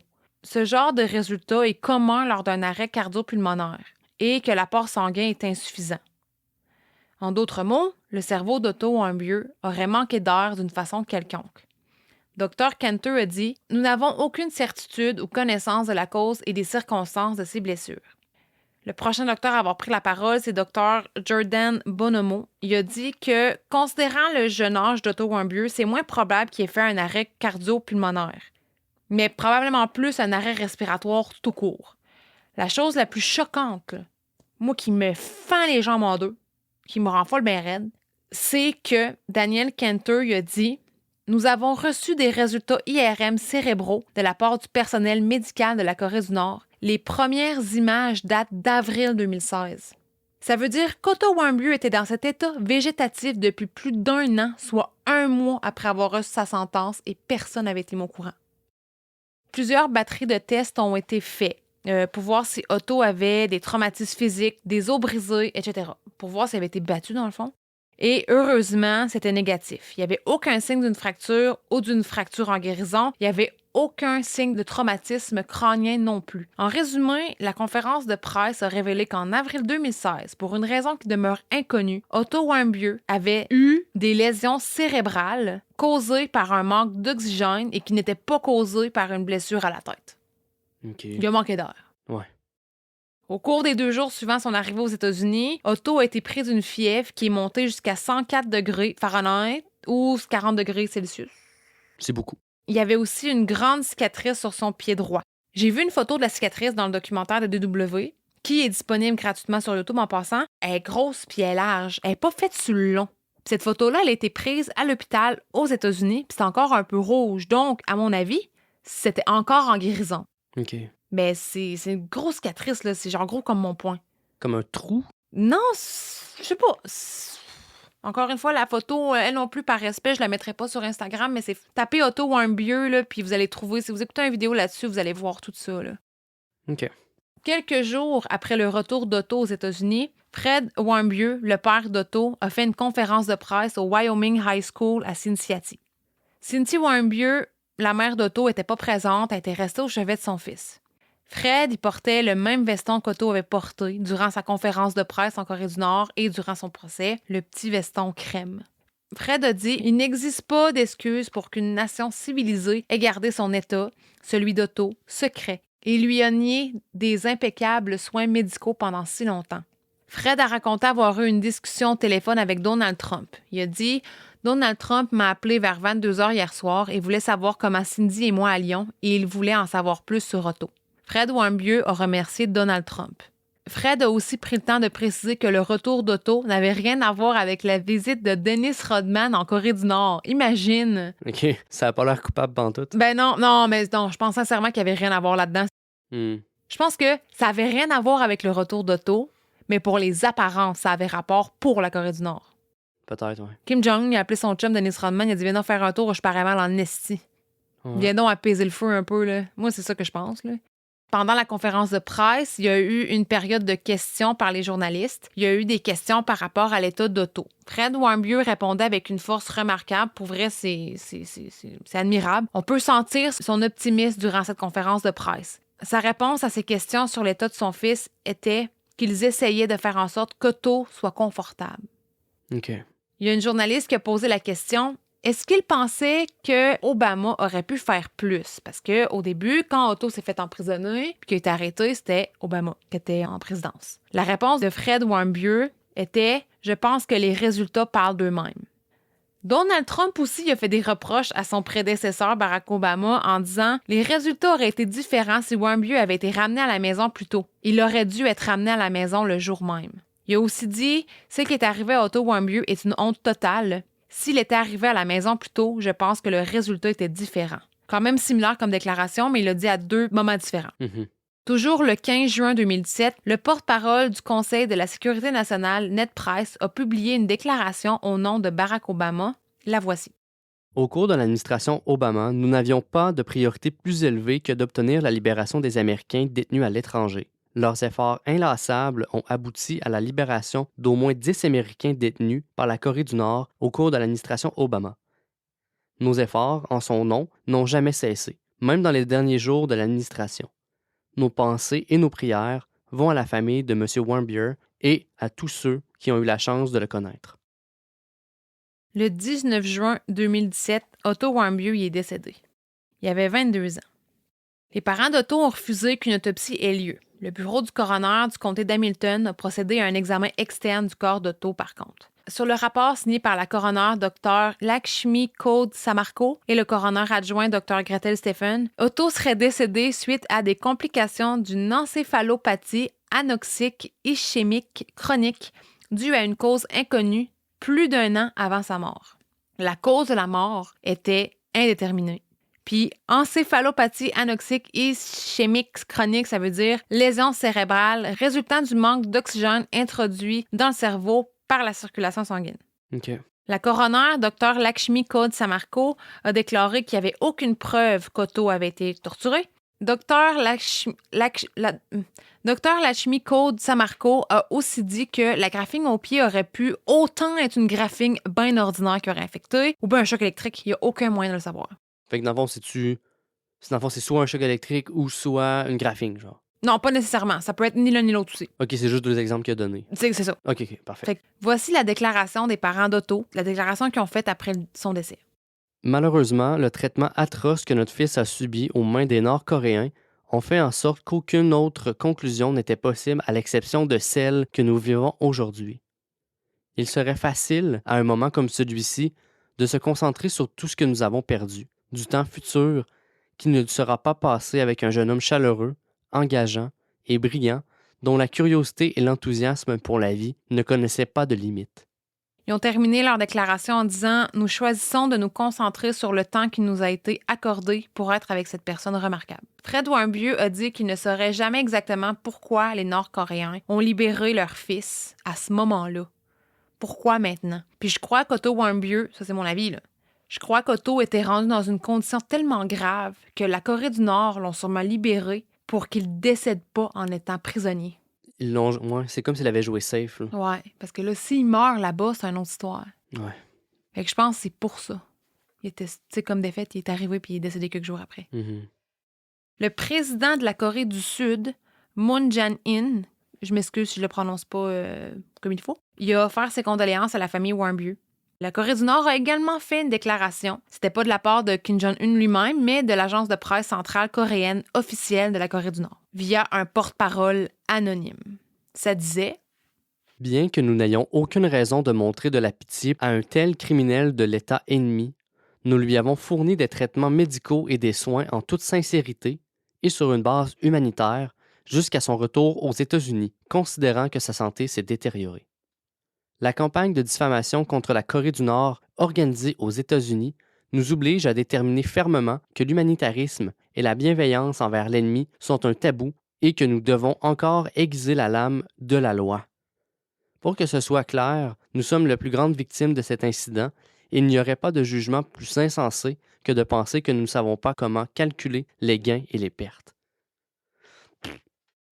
Donc, le porte-parole a nié les accusations de torture ou de mauvais traitement d'Otto. Et il a aussi dit que ce qui était arrivé était un mystère. Qu'est-ce que tu penses de ce lettre-là, toi? Pour moi, ils sont vraiment à la défensive. Puis, tu sais, c'est clair que c'est arrivé là-bas. Tu sais, c'est pas parce que tu vas en prison que tu. En tout cas, je suis dépassé par les événements. Je trouve ça quand même stupide, là. Mais tu sais, je veux pas envoyer de la haine contre les gens de la Corée du Nord, hein. C'est vraiment contre la dictature. Comprenez bien la nuance. Mais je trouve ça spécial qu'ils voient pas le crime dans vous avez laissé quelqu'un clairement d'une manière X, puis on va en parler dans la théorie de qu'est-ce qu'on pense qui s'est passé là-bas, là. Mais il y a quelqu'un, pour une raison X, qui s'est ramassé dans cet état-là, tout ça en votre possession. Mais ça, c'est pas un crime. C'est vous la victime que c'est arrivé. Mais voler le poster, voler l'affiche, ça, c'est grave. C'est quoi la logique? C'est ça, ils se victimisent là-dedans, puis ça me fait capoter. En tout cas, quand j'ai lu leur lettre, là, je te mens pas, mes yeux ont tellement roulé loin dans ma tête, j'ai vu mes ancêtres, câlisse. Okay. Bon, les funérailles d'Otto Warmbier, ils ont eu lieu le 22 juin 2017. Plus de 2500 personnes étaient présentes. Le service a duré 45 minutes et comportait un mélange de moments plus sérieux et d'autres plus légers, à l'image d'Otto Warmbier. Parmi les gens qui ont pris la parole pour rendre hommage à Otto, il y a eu son frère Austin, sa sœur Greta et certains de ses amis.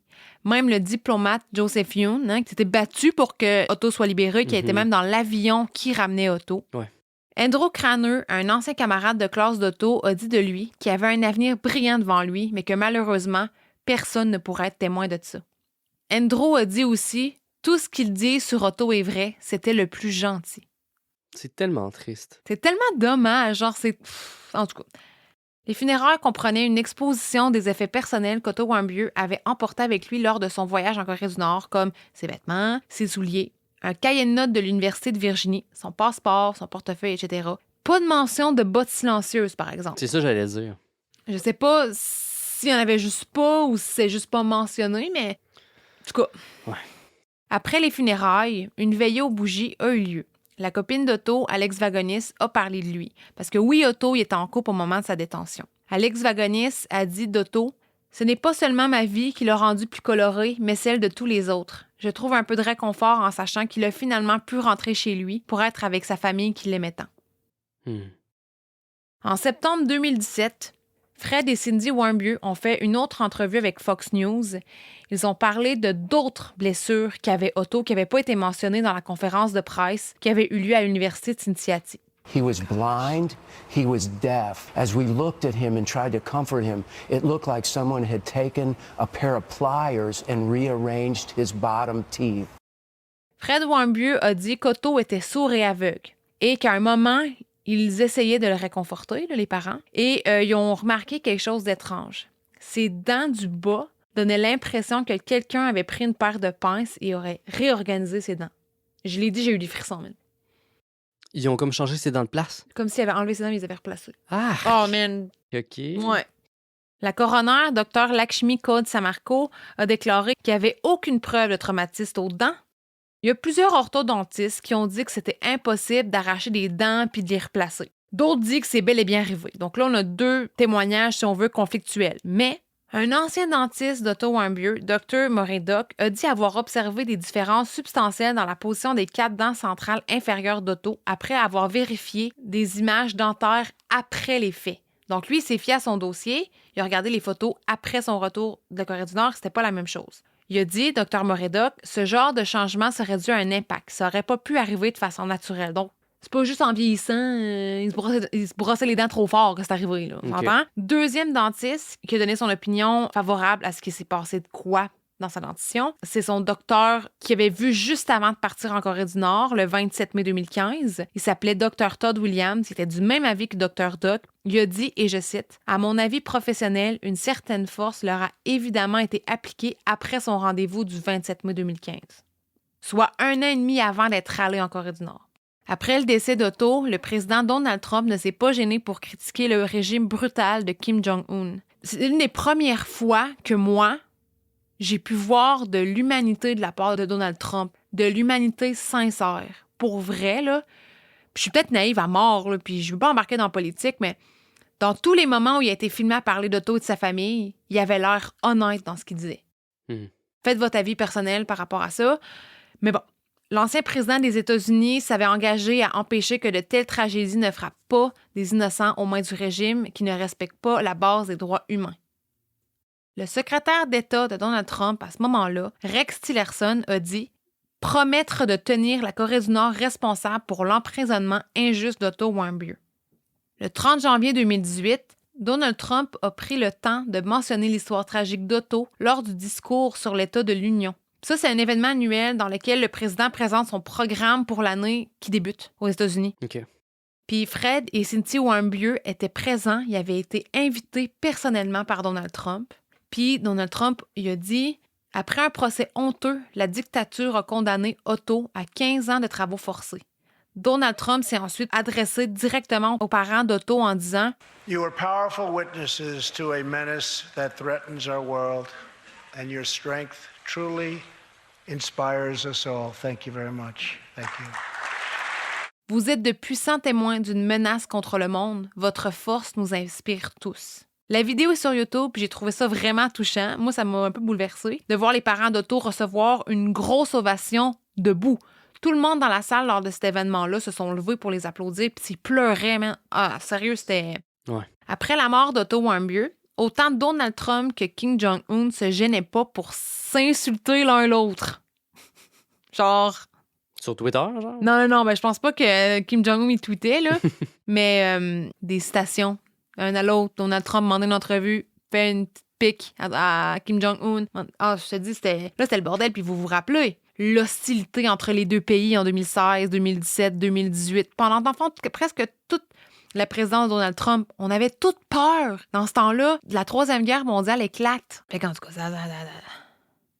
Puis la situation entre Kim Jong-un, Donald Trump, les États-Unis, la Corée du Nord, c'était pas juste rendu là à cause d'Otto. La tension entre les États-Unis et la Corée du Nord existait depuis bien longtemps, depuis bien avant la détention puis le décès d'Otto Warmbier, là. Mais ça a pas aidé. Mhm. Là, ça a juste comme un peu éclaté dans les médias conventionnels. Durant cette période, la Corée du Nord travaillait sur le développement d'un missile balistique intercontinental à ogive nucléaire capable de frapper l'Amérique. En plus des tests de bombes nucléaires en 2016. Fait que, tu sais, Il y avait une menace nucléaire qui était quand même présente. oui. Au cours de l'année 2018 et 2019, la situation entre Donald Trump et Kim Jong-un a changé drastiquement. Les deux se sont rencontrés en personne au Vietnam et ensuite, en 2019, Donald Trump a visité la Corée du Nord. Un président des États-Unis qui se déplace à la Corée du Nord. C'est un moment historique. C'est jamais arrivé, là. C'est jamais arrivé. Donald Trump s'est dit honoré par cette rencontre avec Kim Jong-un et Kim Jong-un a dit que la rencontre avait beaucoup d'importance car ça signifiait que nous souhaitons mettre fin à notre passé déplaisant. Donald Trump a même profité de sa visite en Corée du Nord pour inviter Kim Jong-un aux États-Unis. Après ça, Donald Trump a fait un 180 et son opinion a complètement changé. En 2019, lors d'une conférence de presse, Donald Trump a dit « Des choses vraiment horribles sont arrivées à Otto. Mais Kim me dit qu'il n'est pas au courant et je vais le croire sur parole. Je ne crois pas qu'il était au courant, mais il s'est senti très mal. Il l'a su, mais l'a su après. La Corée du Nord est un grand pays avec beaucoup de gens dans ses prisons et ses camps. Des choses vraiment horribles sont arrivées à Otto. Vraiment, vraiment horribles. » Ça fait pas de sens parce que tantôt on parlait de l'importance de c'est pas ce que je veux dire, mais de ce pion, entre guillemets, de guerre, de ce prisonnier de guerre-là, l'importance qu'il avait Otto. Pourquoi que le chef suprême n'avait aucune idée, ça fait pas de sens, là. C'est impossible que Kim Jong-un ne le savait pas, là. Ouais. Il savait très bien, là, en tout cas. Trump a même dit, en disant de Kim Jong-un, « Il m'a écrit de belles lettres, de merveilleuses lettres. On est tombés amoureux. » Donald Trump s'est mis à le louanger, c'est pas compliqué. Plusieurs ont interprété ce revirement comme si Trump avait aussi utilisé Otto Warmbier à son avantage. Le moindre que je puisse dire, c'est que la famille Warmbier s'est sentie trahie par tout ça. Cindy et Fred ont dit « Kim et son régime diabolique sont responsables de la mort de notre fils. Aucune excuse ou aucun éloge extravagant ne peut changer ça. » À un certain moment en 2019, Donald Trump aurait invité Fred et Cindy Warmbier à souper à la Maison-Blanche. Je n'ai pas pu trouver une confirmation que c'était bel et bien arrivé, par contre. OK. Donc, c'est après les louanges. La Corée du Nord n'a jamais pris aucun blâme sur ce qui s'est passé. Un journaliste du New York Times, Nicolas Christophe, a fait une entrevue avec Cho Kang-il, un représentant senior du ministère des Affaires étrangères. Ce représentant s'est mis à chanter des éloges au traitement qu'Otto avait reçu par les médecins et les soignants et que ça avait coûté beaucoup d'argent. Puis aussi, grâce à eux, Otto, il n'y avait pas de plaie de lit. Il est mort, câlisse. Ouais, tu sais, ta gueule. Puis cette vidéo-là est sur YouTube aussi, et moi, je te dis, tabarnak, Pas facile à regarder. choquant. J'étais genre, sérieux, c'est une hostie de farce. Puis le représentant a aussi insinué que Otto est mort à cause des États-Unis. Il a dit « L'administration des États-Unis ou des gens avec certaines intentions l'ont laissé mourir. Sérieux, là, c'est nécessaire. » Puis, en gros, dans cette entrevue-là, Cho Kang-il a montré que la Corée du Nord n'était pas prête à s'offrir des excuses et rejetait le blâme sur les États-Unis. Ben oui. Tu sais, c'était assez évident avec la déclaration qu'ils ont faite aussi, là. Mais voilà. C'était l'histoire d'Otto Warmbier. On est rendu aux théories, mais juste avant, Greg, as-tu des questions, as-tu des opinions? Je veux que tu me donnes ton avis parce que les théories, ça va être quelque chose d'autre en soi. On va avoir la théorie de la Corée du Nord et d'autres théories qui sont partagées par les internautes. La théorie de la Corée du Nord, une belle claque d'en face. Mais juste avant, Greg, de moi, qu'est-ce que t'en penses? Il y a plusieurs choses qui font pas de sens dans cette histoire-là. Tant des deux côtés, mais c'est surtout de la Corée du Nord, selon moi. Mais tu sais, à la base des faits, ce que Otto aurait fait, tu sais, ça serait pas juste une erreur de jugement, tu sais, après quelques verres de vin. Ça serait comme un gros complot prémédité de plusieurs entités américaines, tu sais. Il y a plein de choses qui font pas de sens. Je trouve qu'ils en ont mis beaucoup. On s'entend que les États-Unis n'ont pas toujours été clairs comme l'eau de roche. On en a parlé dans l'épisode avec le MK Ultra. Mais j'irais pas jusqu'à dire que ce complot-là, il était planifié. Tu sais, que le complot que tu me parlais du début, là. De voler l'affiche? Ouais, c'est ça, tu sais. En tout cas, sérieux, j'ai plein d'opinions, mais je trouve que c'est extrêmement choquant, que c'est des choses qui peuvent arriver. Tu sais, ça fait pas longtemps, là. Ça fait vraiment pas longtemps. Puis la gravité de tout ça, je trouve que c'est choquant, c'est gênant, puis ça me décalisse. Get ready, Ohio. FanDuel, America's #1 sportsbook, is coming to the Buckeye State. And to kick things off, you can get started with $100 in free bets as an early sign-up bonus. Plus, when you sign up today with promo code OhioSB, you'll be all set for when FanDuel goes live in Ohio. Then you can bet on all your favorite teams and all your favorite sports with $100 in free bets. Just download FanDuel's top-rated sportsbook app. It's safe, secure, and super easy to use. Ohio, this is your chance to get in on the action. Join today with promo code OhioSB. Make every moment more with FanDuel, official sportsbook partner of the NFL. 21 plus and present in Ohio. Bonus issued in non-withdrawable free bets that expire 7 days after FanDuel accepts its first real money sports wager in Ohio on 1/1/23. Unique user identity verification required. Offer ends on the go-live date. Restrictions apply. See terms at sportsbook.fanduel.com. Gambling problem? Call 1-800-GAMBLER. Toi, Greg, tu penses-tu qu'il a vraiment volé l'affiche? Parce qu'on dirait que moi, ça me rentre pas dans la tête parce que Otto, il avait déjà voyagé. Tu sais, ça prend une étiquette de voyage, puis j'ai vraiment de la misère à m'entrer dans la tête que Otto aurait pu faire un move de même tout seul en plus. C'est vraiment dur à dire, mais tu sais, dans un sens, je sais pas. Peut-être. Tu sais, t'es un peu sous, t'as le goût de faire de quoi de... Je sais pas. Je sais vraiment pas. Je suis vraiment mitigé là-dedans, mais dans un sens, je pense que ça pourrait arriver là, qu'il ait fait ça, mais tu sais, peut-être que c'était pas nécessairement pour la voler, mais juste pour la détruire parce que ça l'a choqué. Puis... Parce que c'est un bon point que t'amènes, parce qu'en réalité, il l'a pas vraiment volé, l'affiche. Ils l'ont jamais trouvé dans son sac puis dans ses affaires. Apparemment que l'affiche, il a essayé de la rentrer dans son sac, ça rentrait pas. Fait qu'ils ont jamais trouvé l'affiche sur lui. De le condamner pour ça, en tout cas, moi, je suis très, très, très mitigé, mais peut-être, ça se pourrait qu'il l'ait fait, là, tu sais... Ça a dû être choquant de voir toutes ces affaires-là. Hey, c'est juste la propagande. Là. Tu dois capoter. Là, même dans les tours guidés, tu vas voir un vaisseau américain qui a été capturé. Ça doit quand même être choquant être un Américain puis aller voir ça. Si tu prends quelques verres de vin, comme j'ai dit, peut-être. Hey, je vais être capable de dire ça à mes chums quand je vais... C'est gros. Peut-être qu'il n'a pas réalisé sur le moment la gravité de la situation, mais dans un autre sens, quand tu t'en vas en Corée du Nord, moi, je me tiendrais droite en tabarnak. Là. C'est dur à dire. Qu'est-ce que tu penses qui est arrivé à Otto pour qu'il se ramasse dans cet état-là? C'est quoi ta théorie par rapport à ça, par rapport à ce qui a mené au décès d'Otto? Ben, moi, je pense qu'il y a eu effectivement une torture de la part de la Corée du Nord, une torture qu'ils ont faite discrètement pour pas être blâmés par le reste de la planète parce que c'était très, très, très médiatisé.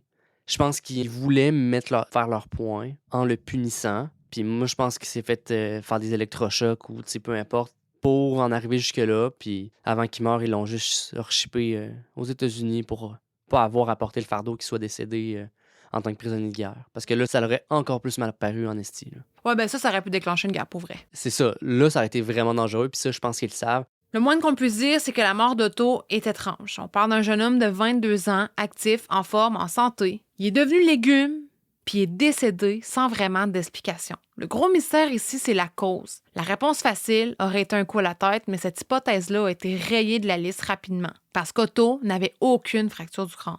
Alors maintenant, on va explorer les théories les plus populaires du cas d'Otto Warmbier. Première théorie, la théorie de la Corée du Nord. Selon eux, le jour où Otto serait entré en prison, il aurait mangé un repas constant de la viande porcine, puis il se serait intoxiqué. En gros, Otto souffrait de botulisme alimentaire. Là, vous allez me dire, c'est quoi cette affaire-là? C'est quoi ça? C'est quoi ça? Si le nom vous sonne une cloche, parce que si vous êtes parent, on vous a sûrement dit que si votre enfant mangeait du miel avant 1 an, il allait souffrir de bolutisme. Puis ça, c'est vrai. Si un enfant mange du miel avant 1 an, il peut mourir.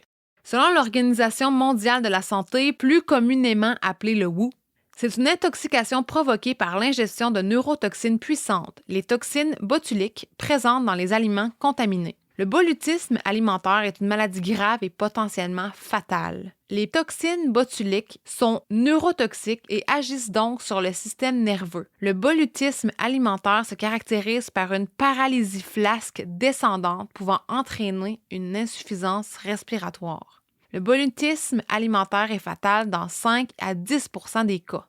Le personnel médical qui s'est occupé d'Otto en Corée du Nord n'était pas en mesure d'effectuer des tests nécessaires pour confirmer que c'était bel et bien le botulisme. Lors de la conférence de presse tenue par l'Université de Cincinnati, le docteur Foreman a dit que les tests effectués ne démontraient aucun signe de botulisme.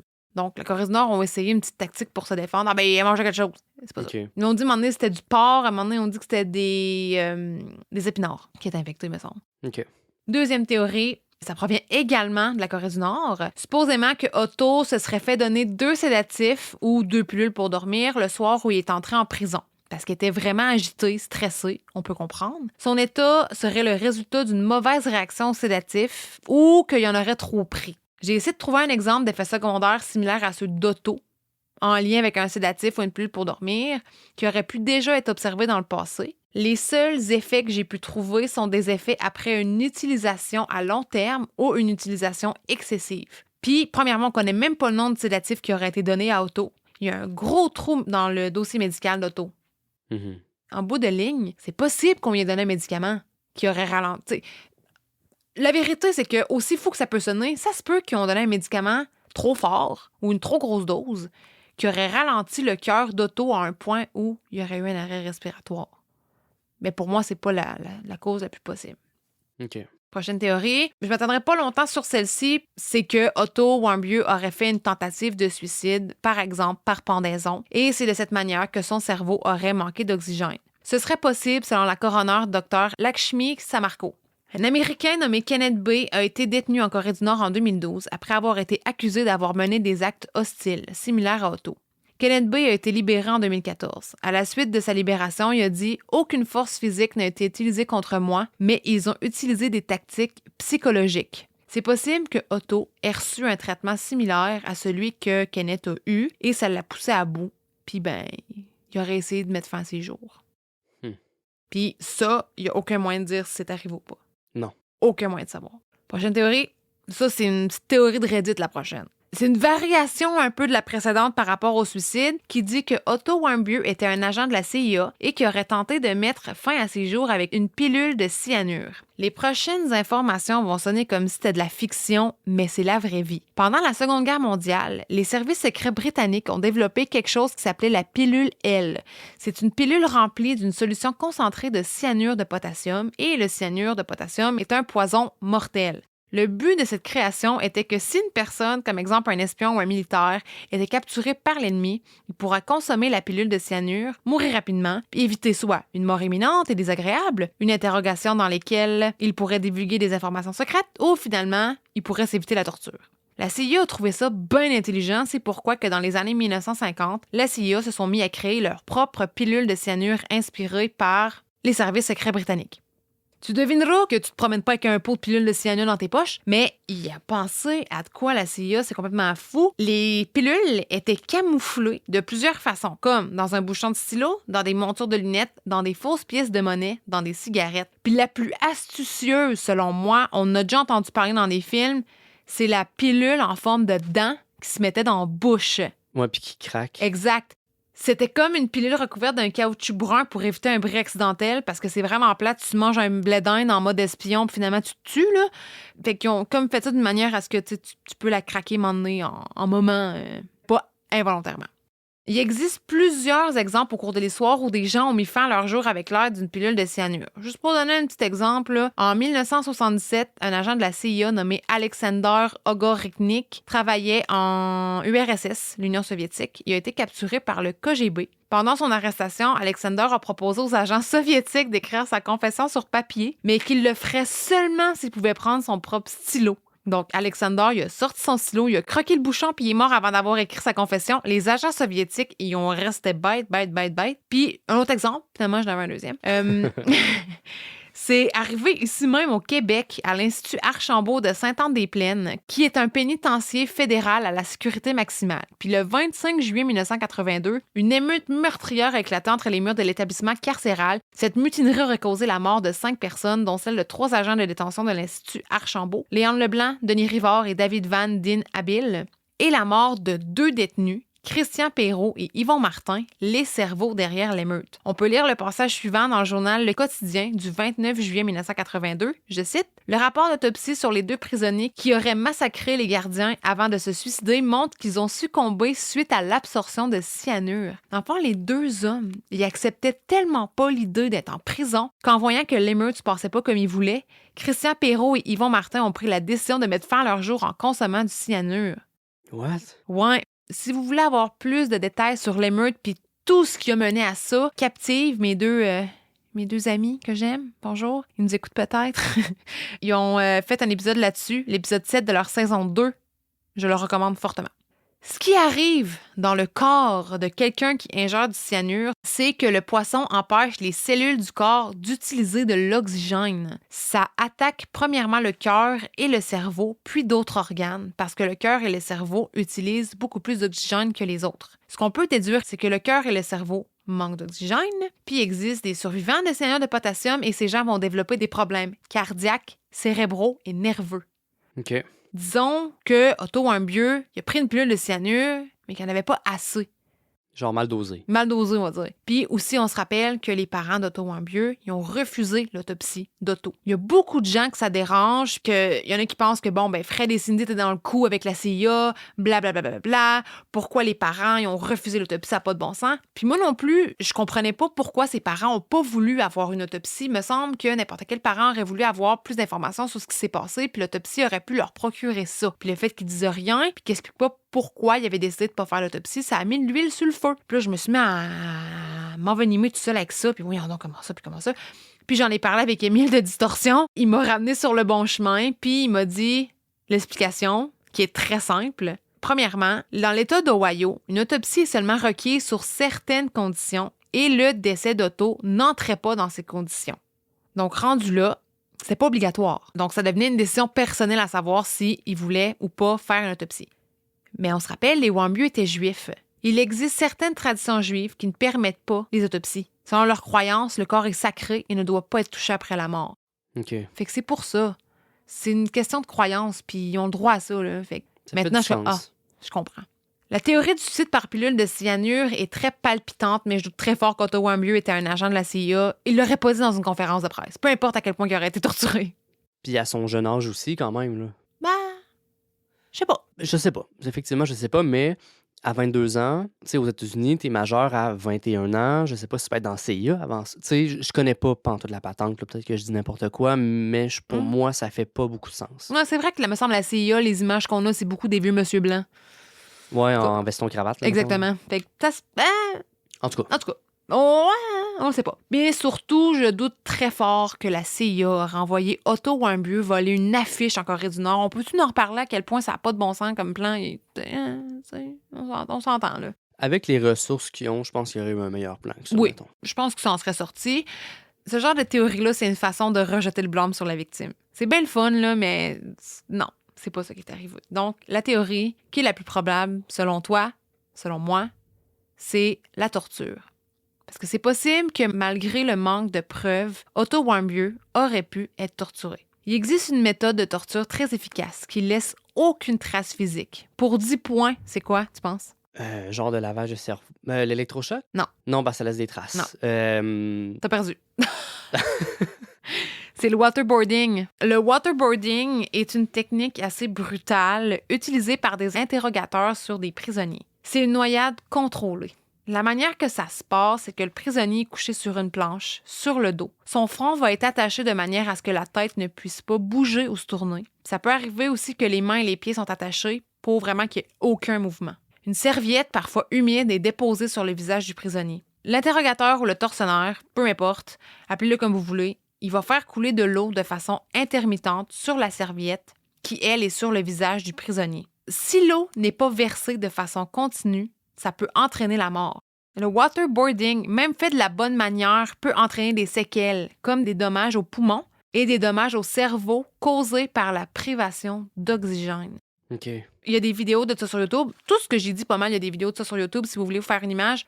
Mais c'est juste que tu te noies pas, là. T'es pas en train de te noyer. Mais ça donne l'impression comme si. Donc, les gens, là, souvent, ils t'offrent même pas 2 minutes puis ils vont tout te dire ce que tu as envie de dire. Tu paniques, tu te sens pas bien. Premièrement, c'est impossible de bouger. Non, je m'excuse, mais je pense que c'est ça qui est arrivé. À auto, là, c'est vraiment celle-là pour laquelle je plonge. Donc, c'est tout pour les théories. Comme dans chaque épisode qu'on explore, il y a des tonnes de théories et d'hypothèses. Puis, il y en a d'autres que j'ai pas énumérées. Mais parmi celles qu'on a discutées, Greg, c'est laquelle la plus plausible pour toi? Ben, on l'a dit, là, c'est la torture qui a été comme, pas falsifiée, mais la torture qui a été dissimulée dans un sens. Là. Moi, je pense que c'est vraiment ça qui est arrivé. On pourra jamais vraiment le savoir, à moins que la Corée du Nord décide d'en parler, mais ça m'étonnerait grandement. Le royaume ermite ne parlera pas. Non, exact. Non. Pour finir, Fred et Cindy Warmbier ont poursuivi la Corée du Nord pour la mort de leur fils Otto. Hey, poursuivre un pays, hein? En 2018, le juge Beryl A. Howell a statué que la Corée du Nord était responsable de 501 millions de dollars en dommages-intérêts. Le juge a ajouté que la sentence était appropriée pour punir le pays de la prise d'otage et de la torture d'Otto Warmbier. La copie du jugement a été envoyée au tribunal des ministères des Affaires étrangères à Pyongyang, en Corée du Nord. La copie du jugement a été renvoyée au tribunal américain. La Corée du Nord a ignoré l'ordre de la Cour. Quelque chose. Vraiment triste. Malheureusement, très intéressant. Ouais, parce que c'est complètement un autre univers qu'on dirait qu'on comprend pas, qu'on saisit pas. Puis c'est tellement plate. Genre, arriver au paradis, Otto Warmbier, ce serait l'une des premières personnes à qui j'irais parler. Il est dans mon top 5. Il y a même du monde qui pense que c'est un acteur dans le vidéo d'Otto Warmbier en passant. Il y en a qui pensent qu'ils ont vu le beau petit Américain puis ont dit « Oh! C'est bon, ça, on va prendre lui, on va faire une vidéo, on va dire que c'est lui parce qu'il dort dans son hôtel-là, mais en même temps, tous les touristes dorment dans cet hôtel. Donc, comment savoir que c'est lui plus qu'un autre? Tu sais, il y a de très fortes chances qu'ils l'ont capturé. Ils ont dit, t'as pas le choix de prendre le blâme. Si tu veux partir, fais une confession, puis on va te laisser tranquille. Il a fait comme, OK. Il n'y a pas d'autre choix, il n'y a personne qui peut consulter. Il a fait sa confession, il a fait comme, ha, t'as fait ta confession, t'emprisonnes, merci, bonsoir. Ouais, c'est fait entourlouper. Ouais, c'est vraiment une histoire terrible, puis... j'ai vraiment hâte de lire vos théories là-dessus. Vous pouvez nous les écrire sur Instagram, sur Facebook. Vous pouvez aussi nous en parler sur le groupe Facebook Balado québécois de True Crime, où il y a beaucoup de gens du domaine du balado québécois de True Crime, évidemment, qui en font partie. Si vous voulez en discuter avec nous, on aimerait bien ça. Bye! Bye!